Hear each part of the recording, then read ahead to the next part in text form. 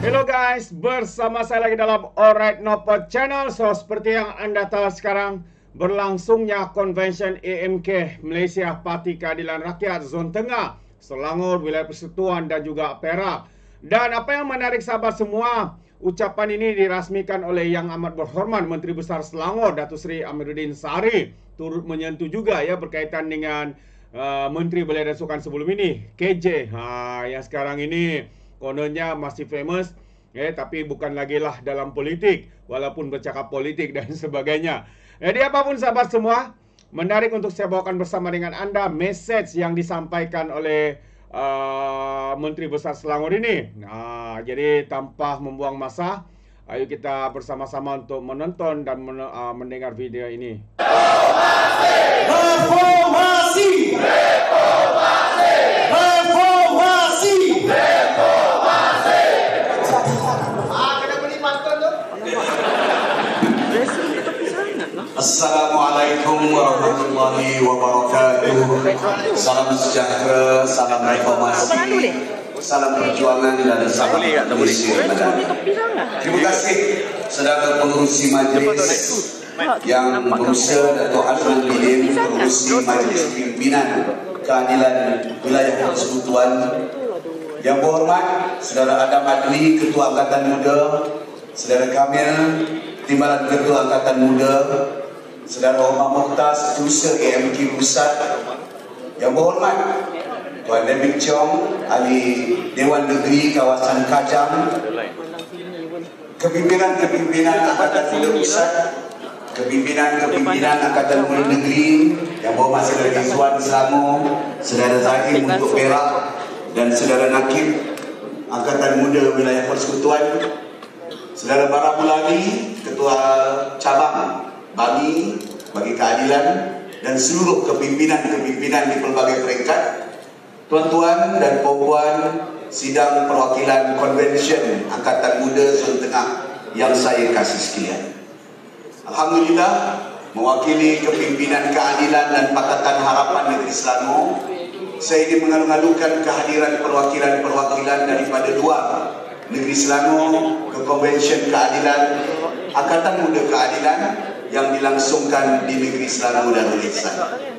Saudara-saudari, tuan-tuan dan puan-puan yang saya kasih sekalian, kita berada di Zon Tengah. Zon Tengah ini bolehlah dianggap sebagai kubu penting kepada keadilan dan reformasi serta Pakatan Harapan.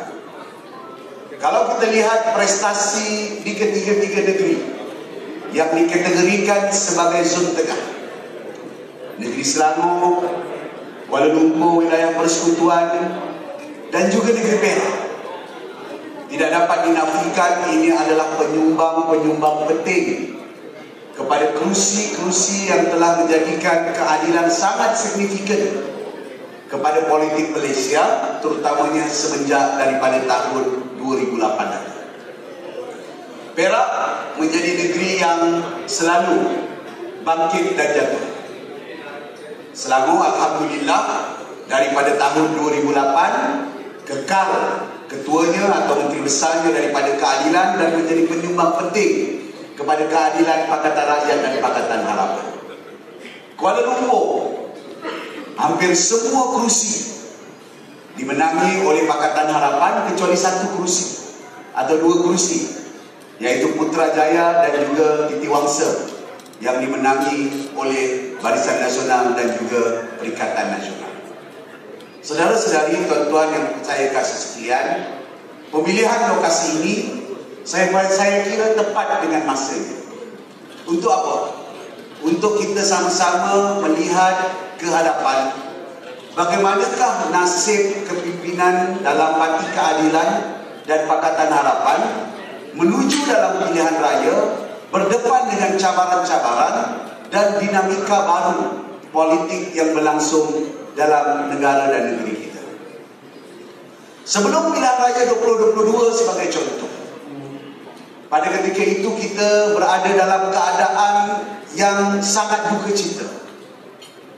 Selepas berlaku apa yang dipanggil langkah Sheraton Move, yang telah menghancurkan kepimpinan Pakatan Harapan 1.0 di Putrajaya. Jadilah sebuah kerajaan campuran yang dinamakan Perikatan Nasional Campur BN dan campur-campur yang lain. Hingga wujudlah krisis-krisis politik, krisis masalah dalam negara kita yang tidak kunjung sudah. Selepas daripada itu kita berdepan dengan pilihan raya negeri Melaka. Kita dapat kosong di Melaka. Tak lama selepas Melaka ada pilihan raya negeri Sarawak. Kita juga ditampar dengan kosong kerusi. Dan selepas itu kita bertemu dalam pilihan raya negeri Johor. Pilihan raya negeri Johor yang berlangsung dan kita juga ditinggalkan hanya tinggal satu kursi itu. Pada ketika itu ada sebahagian rakan-rakan malahan mempertikai kepimpinan pusat, kepimpinan Perdana Menteri masa itu ataupun Datuk Seri Anwar Ibrahim ketika itu atas beberapa tindakan-tindakan yang beliau lancarkan dan gerakkan, terutamanya dalam menyusun semula gerak kerja parti berdepan dengan pilihan raya umum yang ke-15. Tapi saudara dan tuan-tuan sekalian, sedikit saya ingin cubit pengalaman. Pengalaman kita dalam sepanjang 26 tahun Parti Keadilan ditubuhkan, berdepan dengan berbagai rintangan, bertemu dan berkumpul dalam beberapa gabungan. Memang kadang-kadang kita seolah-olah tidak percaya sesuatu yang berlaku. Bayangkan di tahun 2004 kita hanya tinggal satu kursi. Selangor yang ketika itu kita menang adalah satu kursi di Hulu Kelang, kalah 2004. Dan 2008 secara tiba-tiba kita menang dengan sangat besar. Dan banyak kali saya sebut, kalau bagi contoh tentang jatuh bangun perjuangan dan perjuangan pilihan raya, saya akan sebut tentang Ijuk. Ijuk berlaku kira-kira 8-9 bulan. 8-9 bulan sebelum pilihan raya umum 2008. Kita kalah dengan buruk. Anwar dianggap hilang sentuhan ajaib. Dan itulah yang berlaku di negeri Johor. 8 bulan sebelum pilihan raya umum, kita kalah, banyak yang hilang deposit, dan paling kita ingat, kita hanya tinggal satu kursi yang menang dengan lebih kurang 115-116 undi sahaja. Sebab itu saudara, politik ini adalah satu usaha yang berjalan dengan konsisten. Dan ia adalah satu maraton ataupun satu yang bergerak dengan jarak jauh. Kadang-kadang kita lihat ada orang yang cepat naik, tapi belum tentu ia dapat kekal. Kadang-kadang kita lihat ada orang yang mula dengan sangat rendah di bawah, yang tak ada peluang, tak ada chance. Mungkin opportunity dah habis. Orang kata dah habis, dah hilang masa depan politik. Tapi suddenly tiba-tiba dia boleh jadi Perdana Menteri, dia boleh jadi menteri, dia boleh menang politik dan sebagainya. Sebab itu resepi pertama untuk kita kekal relevan dalam politik adalah kita dapat memahami denyut nadi, sentimen, perasaan dan apa yang ada di bawah. Kalau kita berada dalam keadaan kalah, kita mengurung diri, kita bersedih, kita anggap dunia ini dah tidak adil kepada kita juga tidak akan faham apa sentimen di bawah. Kalau kita sudah berada di atas, diberikan amanah kemenangan dan kejayaan, kita pun duduk berkumpul di atas dan tidak mahu melihat kembali di bawah. Apakah realiti masyarakat, perasaan, sentimen dan apa yang ada dalam ada di bawah? Akhirnya kita juga tidak akan dapat memahami apakah sentimen yang berlaku di persekitaran dan masyarakat kita. Sebab itu, Angkatan Muda mengambil peranan yang penting untuk memahami denyut ini. Kerana Angkatan Muda mempunyai masa yang panjang dan mungkin mempunyai beberapa keadaan yang less protokol dengan komuniti dan masyarakat. Dengan keadaan tersebut kita akan faham apakah realiti denyut nadi dan juga sentimen sebenar dalam masyarakat. Ramai yang tidak dapat menjangka keputusan tahun 2008. Sebab apa? Sebab pada ketika itu pemimpin yang menang di peringkat pusat Barisan Nasional ketika itu rasakan tak mungkin mereka jatuh. Selepas menang lebih 2/3, malahan menang lebih 3/4 di dalam parlimen. Saya nak bawa satu cerita yang diceritakan oleh saya sebelum pilihan raya 2008.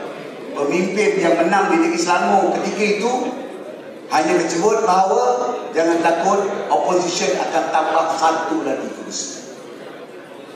Tetapi realitinya bila berlaku, kita menang 36 kursi, tinggal Barisan Nasional pada ketika itu jadi pembangkang dengan 20 kursi, dan bekas Menteri Besar itu akhirnya menjadi ketua pembangkang. Sebulan sebelum pilihan raya itu disebut apa? Survei, kajian, sentimen yang dirasa apa? Dia pembangkang pada ketika itu Pakatan Rakyat hanya akan tambah 1 kursi. Daripada mana? Daripada 2 kursi akan tambah 1 kursi. Jadi berapa? Jadi 3. Jadi saudara dan tuan-tuan yang saya kasih sekalian, sebab itu convention ini penting untuk kita menyusun kembali cara dan corak kita berfikir. Menang ke, kalah ke, sentimennya kena betul supaya kita dapat menjamin kemenangan di masa depan. Kalau sebelum ini sewaktu Syarat Teguh, sewaktu kalah di Johor, kalah di Negeri Melaka, apa yang saya selalu sebutkan ialah untuk kita terus kekal, cekal dan turun dan juga menjelaskan dengan tanpa jemu. Terus berkempen dengan ada sentimen nothing tulus, go ahead, rempuh saja ke depan. Tapi sekarang di saat kita jadi kerajaan, kita juga harus cekal, kekal, di bawah ke bawah, tetapi dengan apa dia? Dengan responsibility ataupun dengan tanggungjawab. Kerajaan kemenangan adalah bererti dengan tanggungjawab. Tanggungjawab dalam erti kata mempertahankan keputusan dan juga langkah-langkah kerajaan. Nak mempertahankan keputusan kerajaan, kita kena faham dengan apa yang dilaksanakan oleh pihak kerajaan. Saudara-saudari, tuan-tuan yang saya kasih sekalian, pada masa depan kita tidak boleh hanya menawarkan apa yang kita panggil harapan. Kita nak buat itu, kita nak buat ini. Di masa depan nanti, yang kita kena tawarkan track record dan juga harapan apa yang kita nak laksanakan. Ini yang kita kena tunjukkan. Sebab itu alhamdulillah di negeri Selangor kita dapat kekalkan walaupun yang lepas kita berdepan dengan gelombang hijau yang luar biasa. Malahan Selangor lah yang menjadi penampai. Perak dia dah berkurang sikit, kurang kuat sikit, sampai ke Selangor kita matikan, terutama di utara Selangor. Sebab kita konsisten dalam menyatakan kepada rakyat apakah pencapaian dan juga kejayaan kita, dan kita sendiri kena dengan yakin dan percaya bahawa itu akan menyelesaikan masalah rakyat dan terangkan kepada rakyat. Sebab itu keprihatinan kita, cana kita tentang keputusan-keputusan yang dibuat kerajaan itu penting. Kalau dulu AMK datang sebagai opposition, cukup kita datang dengan buat pertandingan futsal, mungkin kita boleh turun buat ride, buat fun run, dan lepas itu kita sebut bahawa inilah yang akan kita laksanakan nanti, rakyatkan orang muda, dengar pandangan orang muda. Sekarang bila anda turun di bawah, bukan saja buat program, bukan saja organize Hari Sukan Malaysia, Hari Sukan Malaysia dan Hari Sukan yang dianjurkan, yang dibuat oleh Kementerian Belia dan Sukan. Tetapi kita kena sebut apa yang telah kita lakukan yang benar-benar telah menyentuh dan mendengar dan memahami masalah orang muda yang ada di bawah. Resepi ini tidak akan lari. Kamu jadi opposition ke, kita jadi kerajaan ke, memahami rakyat di bawah adalah satu perkara wajib yang harus ada. Memahami rakyat di bawah dalam ketika kita menjadi kerajaan di pusat dan di negeri, bukan hanya mendengar apa yang mereka luahkan, tetapi juga kita tawarkan apa yang telah kita lakukan, yang mampu kita lakukan, yang boleh kita lakukan untuk jamin masa depan. Rata-rata hari ini kalau kita turun ke bawah, apa dia masalah orang muda yang sesedara tahu, ataupun itu cuma sangkaan kita ataupun perasaan kita. Dan jangan lupa, musuh kita, lawan kita tidak akan berhenti. Dia akan terus membongkar, mengorek, menggali fitnah dan juga pelbagai cerita-cerita yang tidak betul. Dia akan terus mudah di opposition. Tapi sebagai kerajaan, kita kena betulkan cara itu, fikiran itu, dan kita juga kena laksanakan penyelesaian daripada mereka. Pada ketika ini, bukan masanya lagi kita nak bersuara keras sahaja. Teruskan mengkritik, teruskan menegur kerajaan ataupun mana-mana pihak. Tetapi ya, masa yang penting kita juga membawa penyelesaian dan solusi. Penyelesaian solusi ini isu apa? Sudah pasti isu ekonomi tetap menjadi pertimbangan. Isu ekonomi isu apa? Isu pekerjaan. Angkatan muda kena turun di bawah. Terangkan bahawa kerajaan sedang cuba untuk explore artificial intelligence. Apa ruangan pekerjaan kepada mereka? Apa ruangan pendidikan yang harus kita bantu untuk mereka?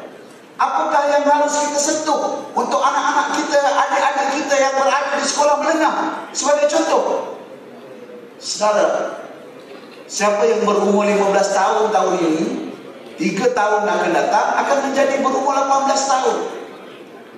Kalau kita tak sentuh dan kita tidak menemui mereka, menjalankan aktiviti dan program mereka, mereka ini akan liar di luar dan tidak ada hal fikir. Jangan sebutlah kerajaan nak buat khidmat negara. Dulu ada khidmat negara pun, Adam Adli tetap menjadi tokoh menentang kerajaan sewaktu menjadi pimpinan parti. Dulu masa ada khidmat negara pun, Izwan nak masuk Parti Keadilan, Kamil nak masuk Parti Keadilan, sesedara yang ada dalam masuk Parti Keadilan. Program kerajaan bukan jaminan untuk orang muda dengan kita. PM50 tak berjaya, IM4U tak berjaya. Yang berjaya bersih, yang berjaya gerakan mahasiswa. Sebab itu kita kena belajar daripada sejarah ini. Jangan duk bergantung saja dengan program kerajaan. Pimpinan angkatan muda kena turun di bawah, buat program, buat penjelasan, rapati mereka, jelaskan tentang cita-cita kita, ajak mereka untuk bersama-sama dengan cita-cita reformasi untuk bawa perubahan dan islah terbaik di dalam negara dan negeri. Kalau dulu yang kita tengok gelanggang pusat, yang kalau kita nak tengok dulu tempat orang fun run, nak tengok orang konsert, ya itu teruskan, bukan tak boleh teruskan. Tapi sekarang saya nak tanya, berapa banyak penetration dan juga kita sampai di sekolah ataupun anak-anak yang sedang bersekolah. Kita ada Kementerian Pendidikan, kita ada Kementerian Belia dan Sukan. Itu caranya kita gunakan, rapati, dekat dan hubungi. Dan mereka lebih tahu tentang masalah yang ada di persekitaran. Bukan hanya apa? Bukan hanya ambil one isu yang besar, kemudian kita rasa kita boleh menang. Saudara Khairi Jamaluddin, Menteri Belia dan Sukan, popular. Dia pun popular sampai sekarang. Popular sampai sekarang. Tapi dia tidak jamin sebab masa dia jadi Ketua Pemuda, iaitu tahun 2018, BN kalah dengan Pakatan Harapan. Maksudnya apa? Kita tak boleh gantung dengan individu, kita tak boleh gantung dengan populariti. Lebih-lebih lagi sekarang kalau kita asyik-asyik populariti kita, tokoh kita, ikon kita siapa? Perdana Menteri. Betul lah Perdana Menteri bagus, betul lah Perdana Menteri popular, betul Perdana Menteri selalu pergi dialog dengan mahasiswa-mahasiswi. Tetapi yang angkatan muda ni nak buat apa? Saya dah sebut nama anda berapa je. Maknanya angkatan muda kena jadi tokoh di akademi, kena jadi pemimpin yang memimpin dan mendidik anak-anak dan juga generasi masa depan. Ini pertarungan pada pilihan raya yang akan datang. pertarungan siapa yang dapat anak muda dan siapa dapat menguasai anak muda. Dengan pimpinan yang sedia ada, saya yakin. Dengan dasar yang sedia ada, saya yakin. Yang belumnya yakin ialah kerja. Kalau kita kerja, saya yakin undi muda akan terus dapat di bawah nama Parti Keadilan. Tapi syaratnya apa? Syaratnya saya sebutkan seperti pertama tadi, turun dan faham dan tahu apakah masalah dan apakah isu mereka.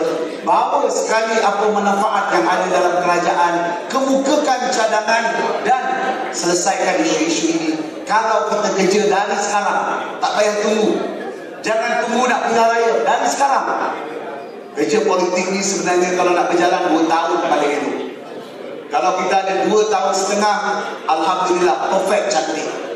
Buat sekarang. Lepas ini kena ada gerak kerja pelan atur.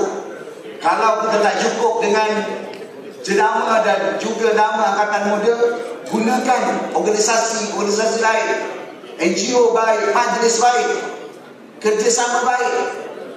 Pertarungan ini penting sebab bukan sahaja pertarungan kita nak menang secara overall sebagai satu gabungan, tetapi juga kita nak pastikan Parti Keadilan punya banyak kursi yang cukup untuk kita teruskan Anwar Ibrahim di penggal kedua selagi.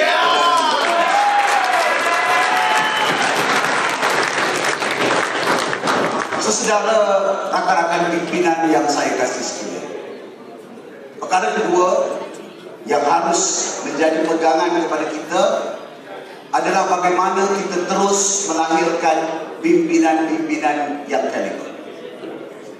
Melahirkan pimpinan yang berkaliber berarti kita kena melaksanakan latihan. Latihan untuk mengenal pasti bakat. Latihan untuk menggila bakat. Latihan yang bakal mendidik serta membentuk cara fikir dan fikrah fikir yang benar sebagaimana selalu dengan pimpinan keadilan dan juga dasar-dasar keadilan. Dalam masa beberapa tahun, saya minta dan ingatkan, jangan kita khayal dengan kemenangan dan kejayaan tanpa kita menyediakan barisan masa depan.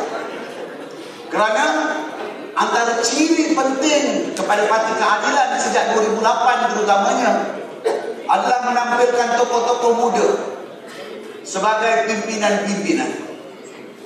Malahan dasar parti yang awal apabila kita turunkan umur kepada 35, tidak lain dan tidak bukan antaranya untuk bagi peluang mereka yang muda untuk memimpin bukan hanya di peringkat angkatan muda, tetapi juga boleh memimpin cabang pada satu masa nanti. Saya menjadi wakil rakyat di umur 28 tahun. Pimpinan-pimpinan kita ramai. Awal 30-an sudah menjadi menteri, sudah jadi wakil rakyat. Dan ciri ini kita harus kekalkan. Bermakna apa? Bermakna kita juga kena bagi ruang kepada mereka yang berbakat. Dan ini kita perlukan kejujuran. Betul, bukan mudah.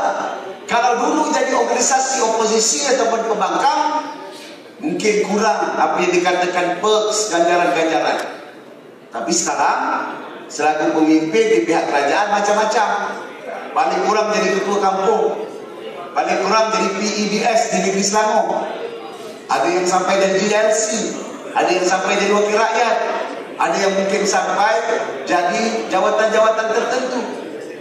Justru kita kena fikir big framework, fikir parti dan masa depan. Fikir ini adalah satu perjuangan, bukan hanya untuk dapat kepentingan pribadi, tetapi juga kena bersedia untuk mengancap dan mencapai kejayaan yang lebih panjang. Percayalah saudara, sebab pada ketika ini, selepas dilema tahun 2018, sebenarnya dalam negara kita ada persaingan. Persaingan apa? Persaingan untuk siapakah yang dapat membentuk gabungan yang besar, ampuh, kukuh dan stabil. Itulah yang dibuat oleh Tan Sri Muhyiddin dan juga langkah-langkah yang dia buat. Kononnya dia nak ganti Barisan Nasional dengan buat satu coalition yang dinamakan Perikatan Nasional, satu barisan coalition yang ampuh, yang kukuh, yang mewakili semua rakyat dan juga boleh bertahan 20 hingga 30 tahun bagaimana wujudnya Barisan Nasional pada tahun 1971, 1969. Gagal.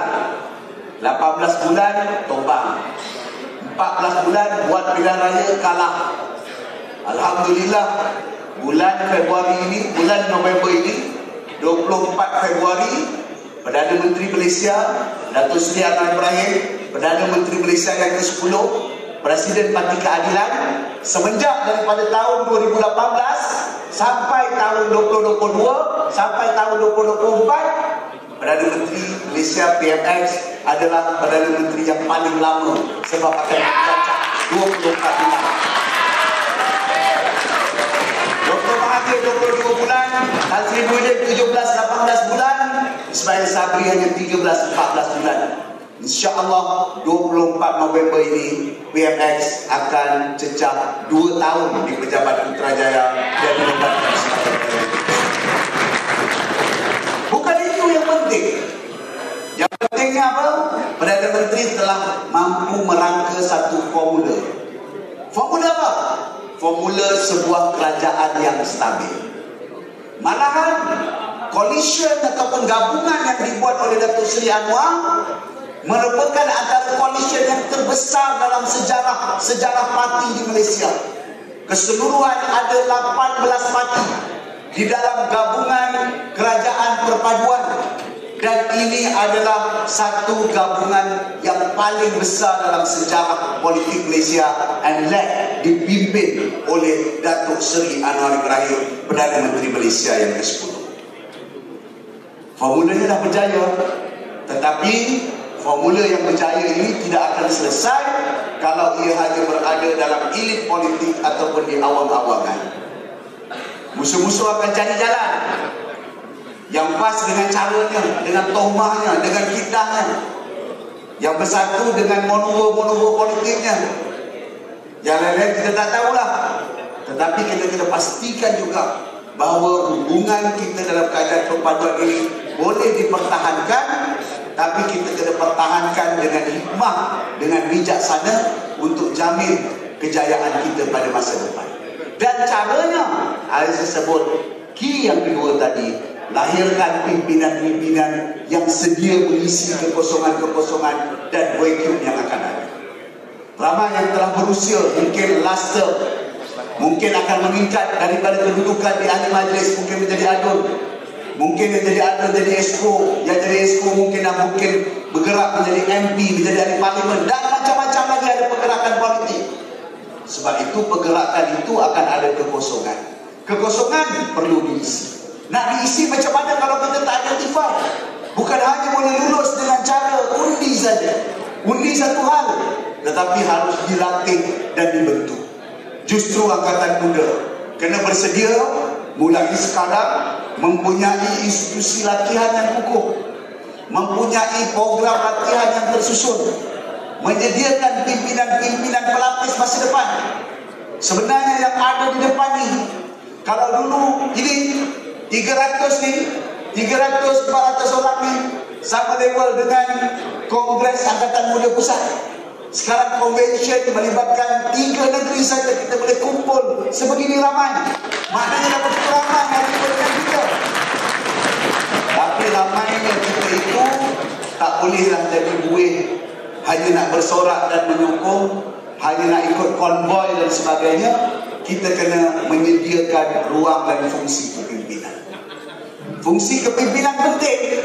Sebab itu pimpinan parti telah membuat keputusan walau bagaimana sekalipun kita akan meneruskan pemilihan kerana perlu ada proses regenerasi dalam parti kita.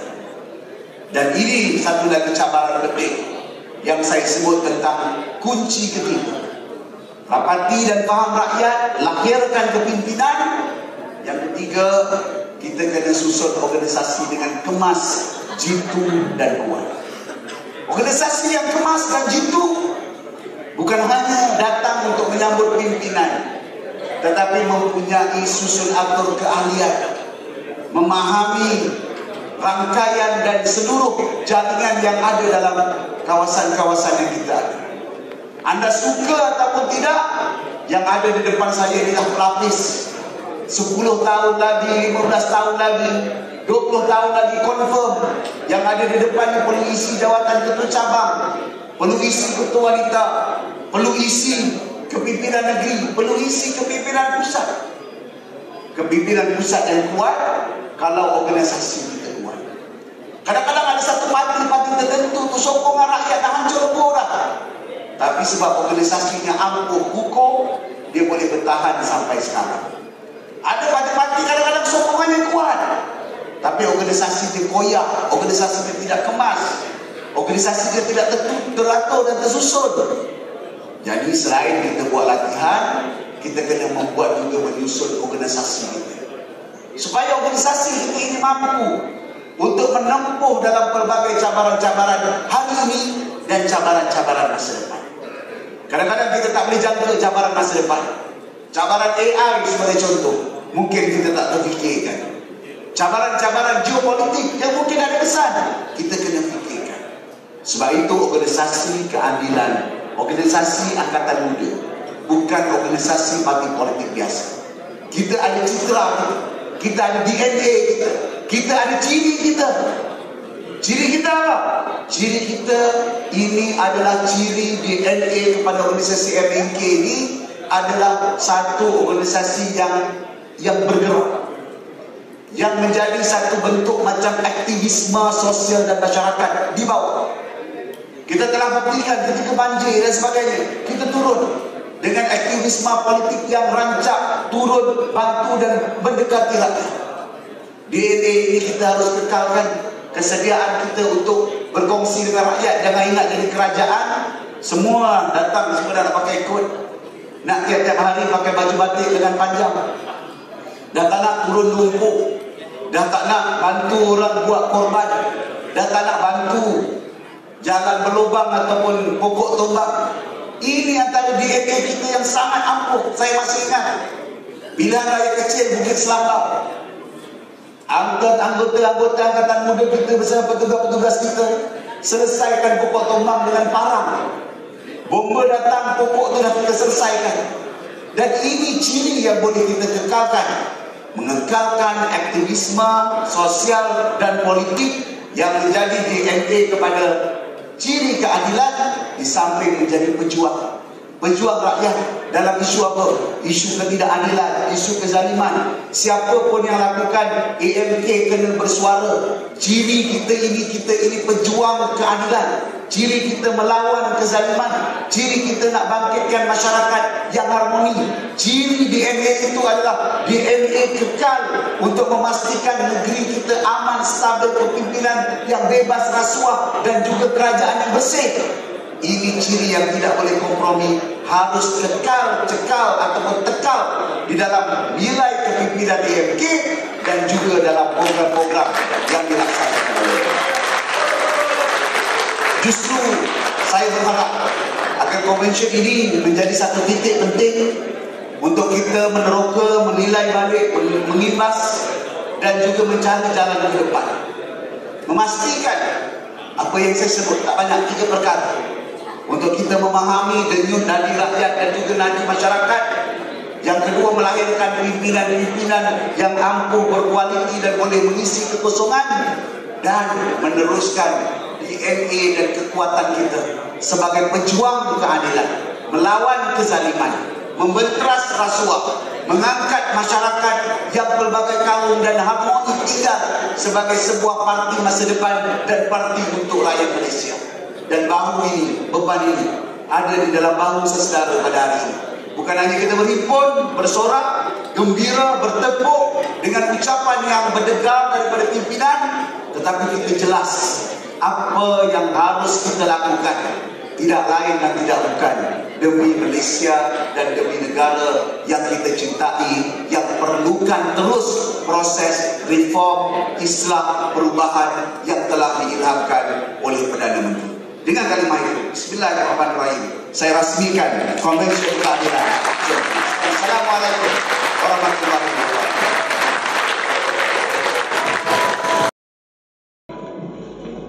Terbaik sahabat-sahabat semua, itu dia satu mesej yang padu daripada YB Amiruddin dalam merasmikan Konvensyen AMK Malaysia Parti Keadilan Rakyat Zon Tengah, iaitu Selangor, Wilayah Persekutuan dan juga Perak.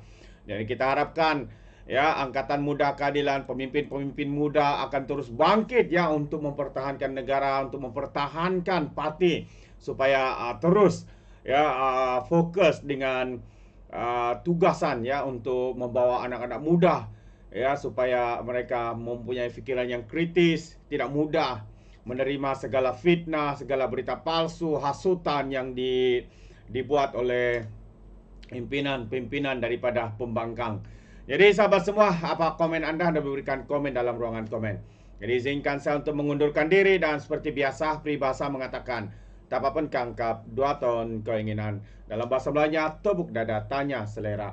Sekian je daripada Alright Nopo Channel. Kita berjumpa lagi. Bye-bye.